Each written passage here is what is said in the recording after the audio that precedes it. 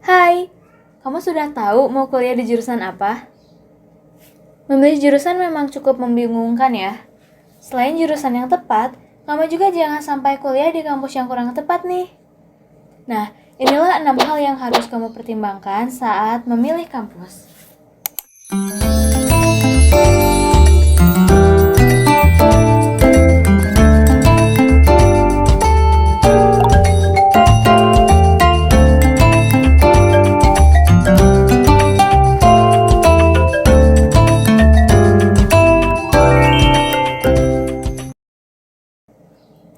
Oke, kita langsung bahas aja.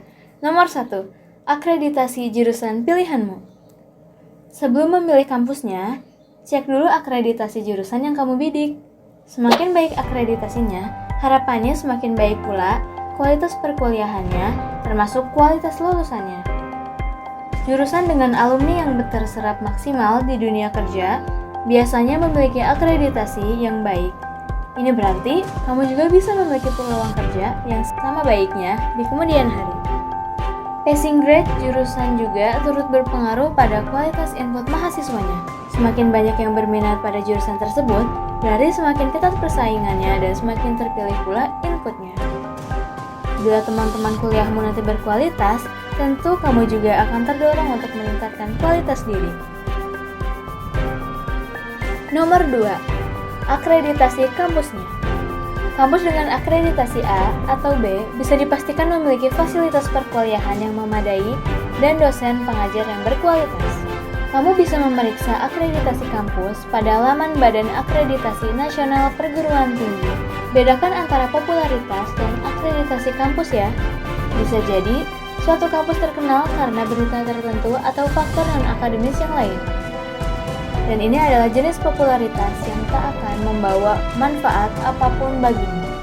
Sebaliknya, kampus yang terkenal karena kualitas alumninya di dunia kerja adalah yang mesti masuk perhitunganmu. Apalagi bila ada alumni yang menjadi tokoh nasional ataupun praktisi profesional yang terkenal, bisa diperkirakan kampus tersebut cukup berkualitas hingga layak kamu pilih.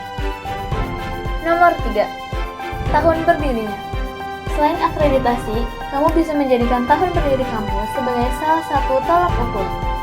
Kampus yang sudah berusia puluhan tahun cenderung memiliki fasilitas lengkap yang terbangun seiring waktu. Jurusannya banyak, dosen pengajarnya banyak yang sudah bergelar doktor atau profesor. Nomor 4, pertimbangan biaya. Membandingkan biaya perkuliahan biasanya dilakukan antara PTN dan PTS. Tapi sebenarnya nggak sesederhana itu juga. Lokasi juga mempengaruhi besaran biaya yang harus kamu persiapkan. Misalnya, kamu tinggal di Makassar, sementara kampus yang kamu bidik ada di Jakarta. Tentu ada perbedaan biaya hidup yang perlu dipertimbangkan. Pada dasarnya, semakin jauh kampus pilihanmu dari rumah, semakin besar pula biaya hidup yang harus disiapkan. Bahkan, lokasi merupakan poin penting bagi kamu, tak bisa jauh meninggalkan keluarga. Nomor 5. Perhatikan afiliasinya. Kampus dengan afiliasi atau jaringan kerjasama yang luas tentu akan lebih menguntungkan buatmu dalam mencari pekerjaan.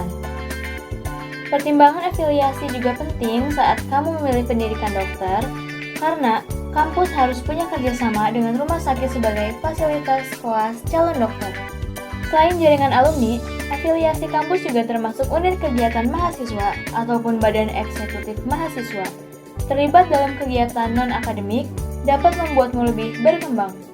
Bila kegiatan yang kamu ikuti punya peran nyata di tengah masyarakat seperti Palang Merah atau SAR, kamu bisa belajar banyak di lapangan, apa-apa yang tidak diperoleh di kelas.